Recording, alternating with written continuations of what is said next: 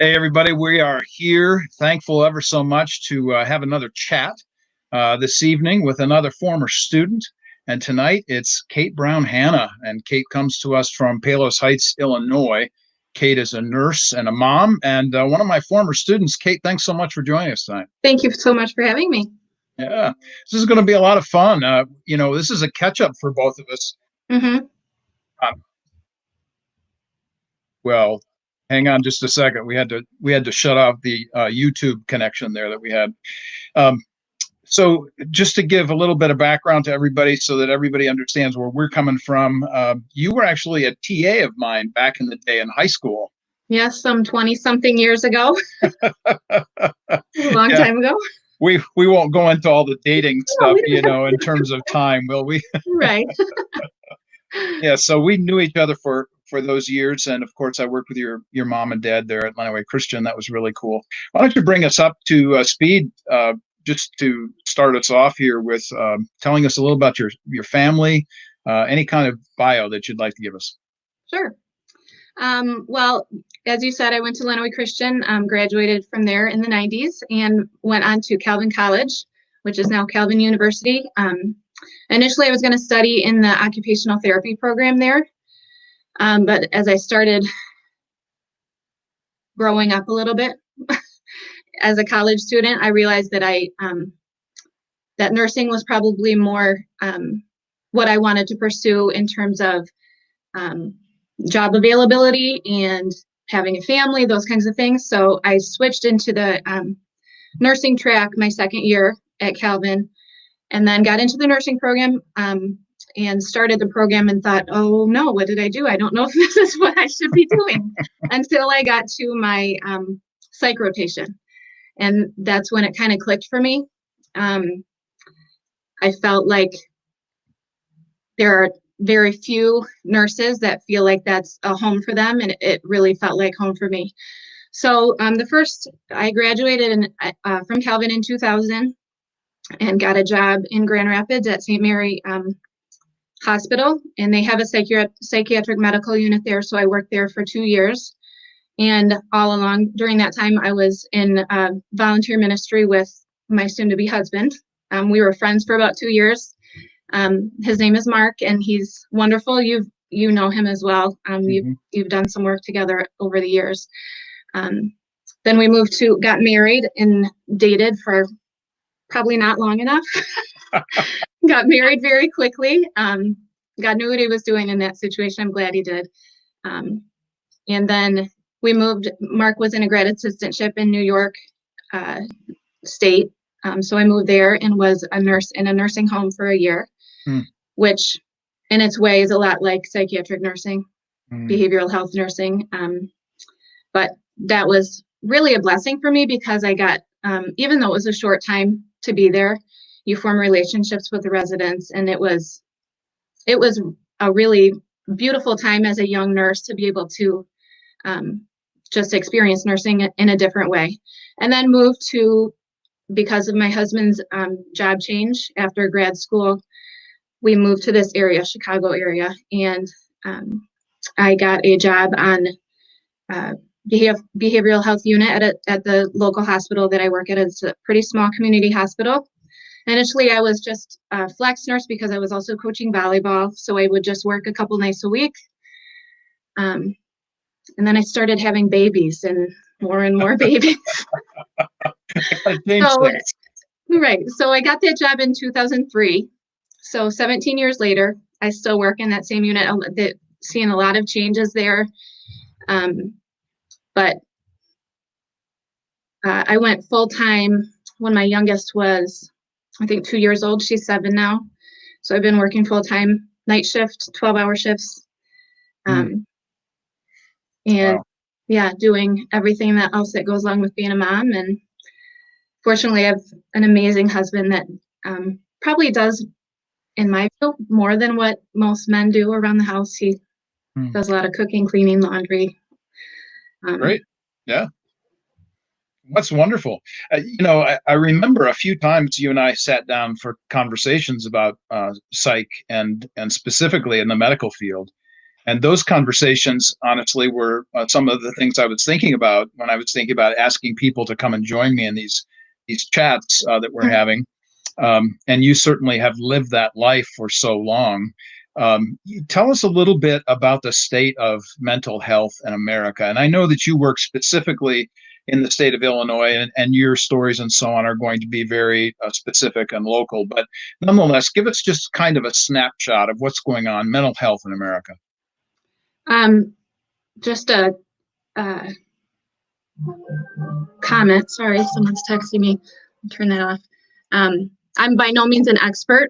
I would say, my just being in the field for so long, I feel like I can speak to it, but I'm sure there are a lot of people that have a lot of different opinions than I do. But the state of healthcare, and specifically in Illinois, has changed over the course of the last 17 years that I've been here, specifically in terms of access to healthcare, mental health care specifically. We've had, over the state, there used to be state-operated facilities, quite a few of them. And about 8 years ago, there was a change, trying to focus a little bit more on community-based mental health care. So several of the state facilities were eliminated, shut down. One that was only about 5 miles from our hospital. So we are told as things that come in that don't have access to insurance or any funding that would, just a second, sweetie. Let me close the door, but sorry. Okay.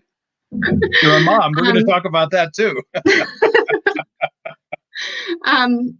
We're told that for those patients to be able to maintain healthcare outside of an acute care setting, they have to be sent to a state-operated facility so they can continue seeing the same practitioners and therapists. But unfortunately, there's such a long wait list to get into those facilities that those patients often sit in our emergency rooms for days and days on end, waiting for a bed. And that's just for patients that are unfunded, that don't have Medicaid or private insurance or Medicare, anything like that. The patients that are able to be admitted to our facility, I would say, I work with a wonderful group of physicians and social workers and other nurses and leadership, and we try really hard to create a network so that after that emergency situation that brings them to the hospital, and we get them the resources they need, ideally they would go back out into the community and be able to maintain their mental health. A lot of that maintenance of mental health is dependent on their support from their families. We see just the nature of mental illness, we see a lot of the same patients come back over and over again. Our unit is also a unit where we do detox for substance use disorders. And those patients we tend to see over and over again as well.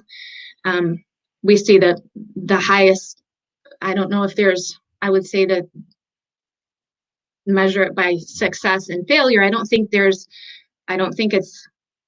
a continuum on mental health care. But the patients that we see the fewest times over the course of the years, have very strong support systems and families that love them no matter what, and but are also willing to set appropriate healthy boundaries for their loved ones as well. Some of us have lived those kinds of situations and been involved in the family emphasis, of course. But I wanted to break in here at this moment just to address this topic from a Christian vantage point. And how are you thinking as a Christian and a nurse in your field? How does that influence how you think about these kinds of issues? Sure.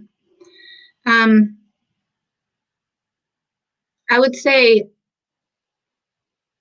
the reason that I felt at home in mental health is that a lot of the patients that we come in contact with have a certain stigma placed on them because of what they are dealing with.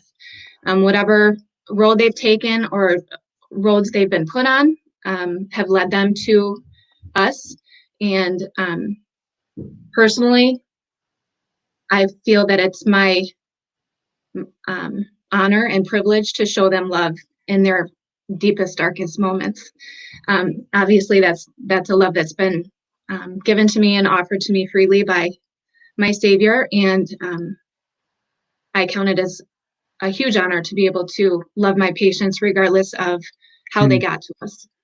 It sounds vaguely like taking care of and loving the neighbor and taking care of the stranger and so on, the alien, absolutely. those people who, I mean, I'm even thinking about folks who might have dementia. You know, how much of a person is there within that person who literally is a stranger or an alien, perhaps, in that way of thinking. Yeah, that's interesting you say that. I had a patient last week who, via conversations with family members on the phone, was the sweetest man all along, and then as dementia changed his brain, it also changed his behavior, and it created a situation that wasn't really safe for the residents that he was living with in the nursing home. And that's the time that he was able to come be admitted with us. And that's the very moment that you have to see through the behavior and the illness and see, this is a person that is, their soul is still in need of that love and that care. And it's not every nurse that I work with has the same viewpoint that I do. Sure. So it's definitely, I've had times that I've been able to step into a situation and calm a patient just because I see them as someone just needing care in that moment. So I should send you a paper I just wrote, by the way, on neurodiversity. From Stranger to Neighbor is the title of it. Anyway, I think you'd find some interesting thoughts there. But to this very issue of working in these kinds of environments must put a huge amount of stress on you as an individual, and as a mom, as a woman, as a wife. So I think that probably is an important issue for us to discuss. Sorry, saying goodnight. Hey, buddy. All right. Okay. Bye, sweetie. Oh, good night. Good. Okay. Okay. Good night. Love you. Can you close the door, please? Yeah. Thank you. Sorry. Well, since you're hugging your children, why don't we just jump to the mom part of this? Wow. That's okay. This is great. I mean, this is reality. This is real life, Yeah, So, I mean, that's the next thing we wanted to talk about, actually, was creating this work-home balance in your vocation. So talk about that. I mean, you just have representatives of your family. That's right. And now the dog's trying to come in. And that's one large dog, I might say. Yes, it is. Everybody. So, I don't know if you know this about me, but I'm someone that likes to be alone. I'm a true introvert. And Mark knows that about me, and I think he appreciates that about me. He's somewhat of an introvert himself, but having 4 children kind of takes you out of the ability to be an introvert, and interactions with school, and all they're bringing 6 friends over all the time, and now this remote learning. My kids are always here. Oh man. It's and I mean I'm 2 years out from having a small child at home. My youngest is 7, so she's in 1st grade. So I had just started, experiencing that freedom of silence. Right. Okay, we'll just leave that there. But I mean, Lord willing, we'll be back there eventually. But there you go. I feel like there are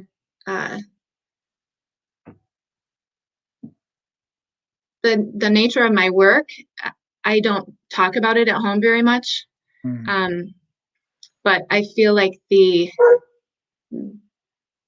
things that I've learned from other colleagues at work, as well as the lack of coping skills in certain patients that I've seen, has really informed my parenting along the way. Definitely, when you have such a full plate, I'm not really I'm kind of a procrastinator, which doesn't really work when you have so many kids and they have to eat so many times a day. So it has changed me a little bit in terms of, I wake up in the morning and I have to think, okay, these are the 1900 things I have to get done today, and this is how I'm going to frame my time. But my kids are awesome, and my oldest is a teenager now, and I was always afraid of, when other people talk about teenage girls. I was not necessarily looking forward to it. I mean, you had a wonderful teenage daughter.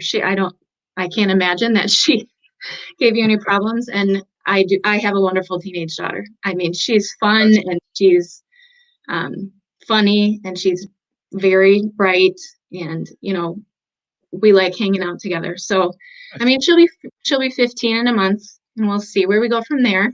Nice. I took her to a parking lot to drive around the other day, and that was a little scary. A little bit scary, but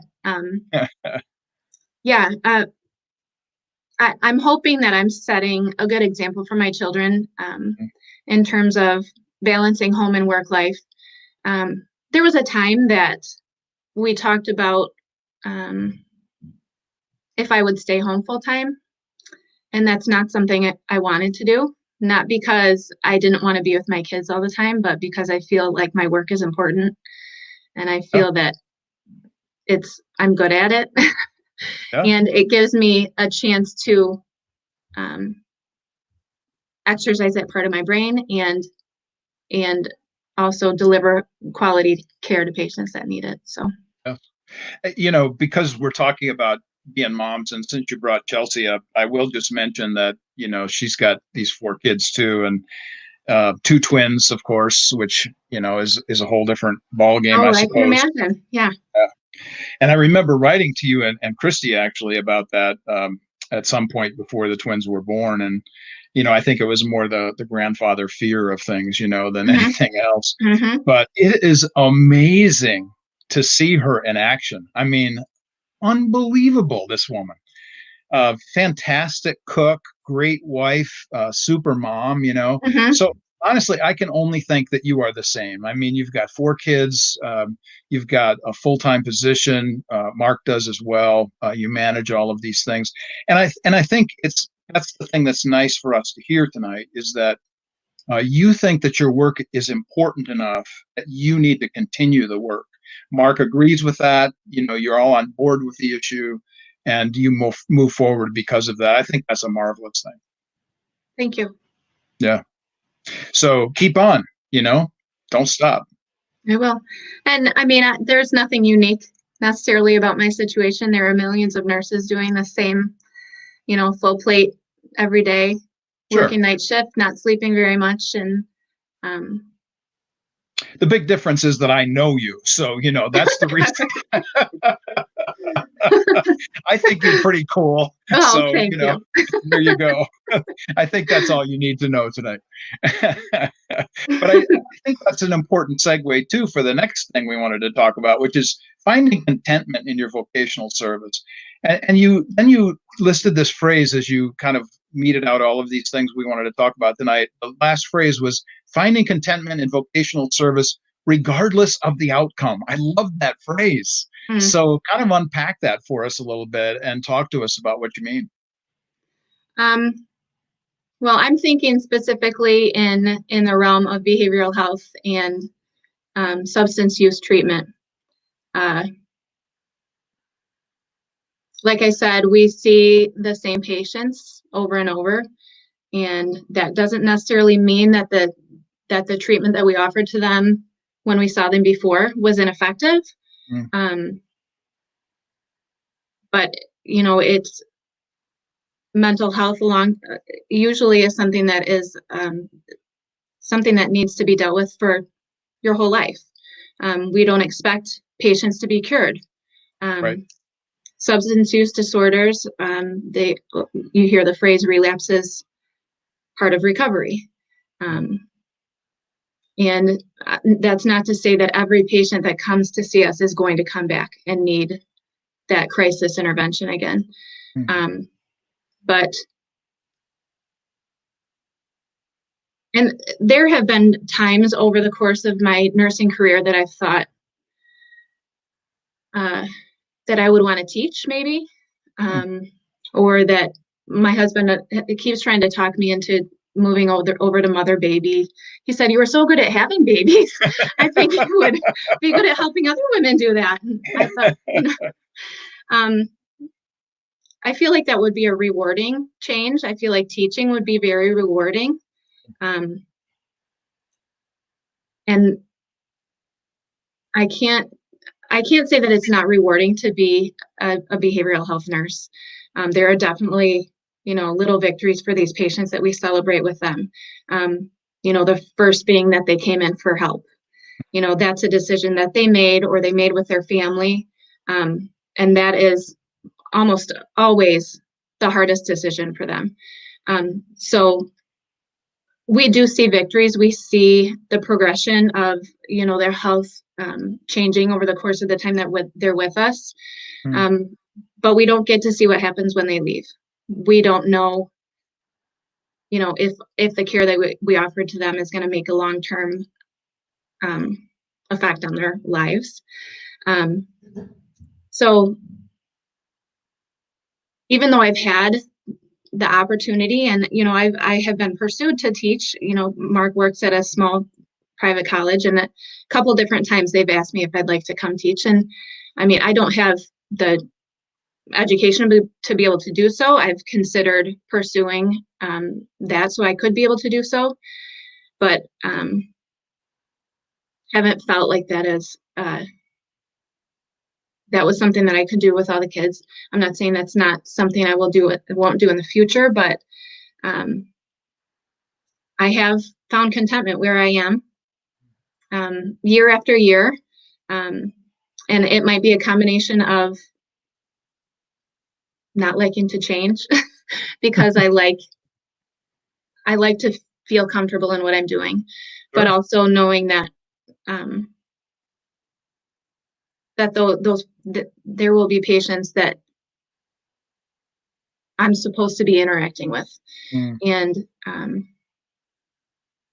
offering them the acknowledgement that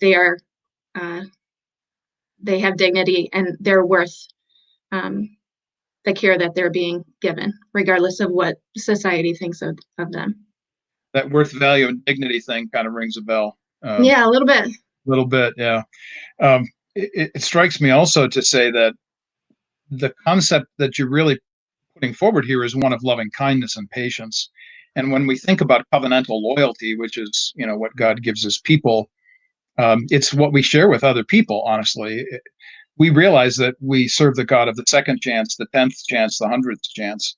And that is the God that has made a difference in our lives. And so then we manifest that in ourselves to other people. And that's what you're doing. That's pretty cool. Yeah.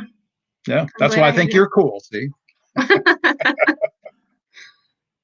Yeah, these are important ideas, I think, for everybody to kind of get a handle on tonight, and to just kind of give us a general sense of why these things are so important to us as Christians, and the importance of what you do day in and day out.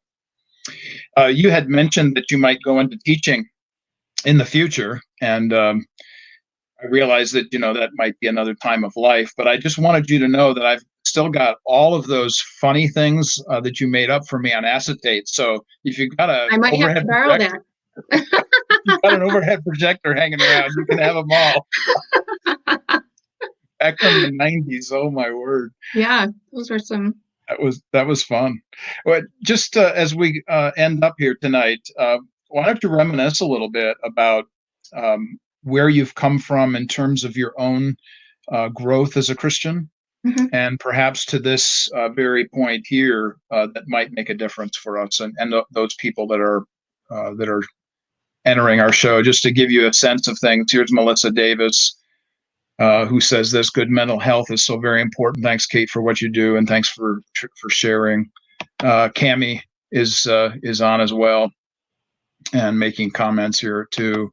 So, just to close us out here tonight, Kate, tell us about your own process, your own journey, however that kind of manifests itself for you.